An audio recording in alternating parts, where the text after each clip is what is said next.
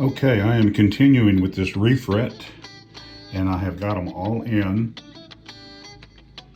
and I have glued them all down. The procedure for gluing them down is not very difficult. I use this little pipette filled with super glue to put glue inside the little edges here. I take this and I would put it glue there and there, on all of them of course, but I would always go with one side first. Like I would put some here on this edge, clean off any excess. Don't try to put too much in there, but just enough to go in, you'll see it. And then I hold it down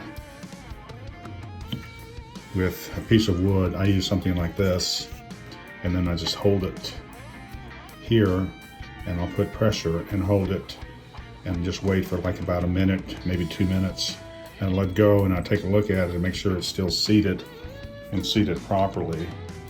And it works. If it's not seated properly before you glue it, then you need to make sure that it is, so that when you press down, it's definitely, down there for sure.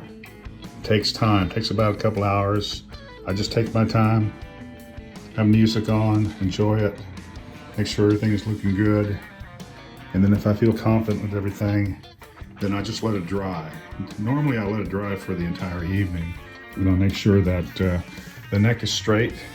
And again, I look at it and I sight down the neck to make sure everything's the way I want it to. And then I put a straight edge on it as well to double check. But as I can see it, and then you might be able to see it, is the neck is truly straight. So once I know that it's straight and it looks good, I'll go ahead and I put it on the body, because I'm fixing to do a fret dress on it, which is to file them all level, to make sure that they're level. And I can tell by the way that when I have my file, this is not it.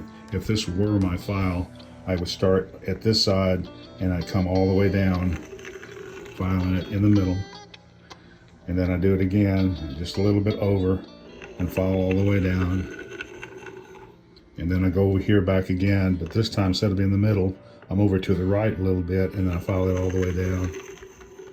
And then all the way to the edge, file it all the way down. One thing that you have to remember is this neck is not parallel rectangular. It's wider on my right hand side than it is on my left hand side, or where the nut is. So you have to remember that. Imagine that there is that this neck is perfectly rectangle all the way to the end here. So if you took that line here and came, then you would be off the fingerboard to here. Just a little bit, because it's not that much, but just got to remember that. So when you do this filing, you don't follow the edge of this neck, because then it's not following the true parallelogram of the rectangle. So it has to come off a little bit. So if I were going to do this perfect, you can see over here, it's on the edge, and then over here on this side, it's off a little bit. That makes it perfectly parallel, and that's how you file the frets. If you file them at the angle like this is going, then it's not going to be truly level all the way across. I've already begun my dressing, and what I mean by that is I'm filing the frets level. As you can see, there's shavings, and that's what happens when you file. And that's what it looks like, and that's why I do this, and that's why I leave it like this, so I can actually see what I'm hitting, who's getting hit the most and who's not. And as you can see here, there's more shavings on this one here than there is here. So this is the unevenness that I'm talking about that happens. It just works that way, but everything else seems to be pretty good. So I'm going to concentrate on it. And then of course over here, the first one needs to have, more, so you can see the flatness of it starting to happen. They're not rounded right there, as you can see that it's where I've taken off the fret. And the same thing here. Now I got to go all the way across to make sure it's even like that, all the way across. That's what I achieve for, and I get it. There's plenty of fret left on here to do all that. It's not like it's going to hurt anything, and that's what this is all about. It's a refret. Okay, I'm here continuing with this refret. I'll have the fingerboard prepared. I've got it all taped off so I can get my sandpaper on here. I got each one cut individually so that nothing will get hurt when it comes to the sandpaper against the fingerboard itself. And everything has been beveled, and it almost looks like they're rounded already, which they are because I've beveled them, filed each one on each side. Now for the sandpaper to come through and do the final polishing.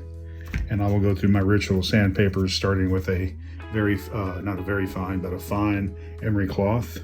And then I'll use a 360 wet or dry sandpaper. That'll be the next one. And then after that, it'll be a 400 wet or dry. And then after that, it'll be a 600 wet or dry. And I filed everything in this manner, this way, back and forth. Make sure that each one gets a hit of each sandpaper until they all look even, sandedly with each one. Fine emery, 360 wet or dry, 400 wet or dry, 600 wet or dry. And once I'm done with the 600 wet or dry, all the way this way, and it looks good to me, then I take the 600 and I will shine it going this way, back and forth, with the grain, and each one individually, all the way down until it looks satisfactory to me.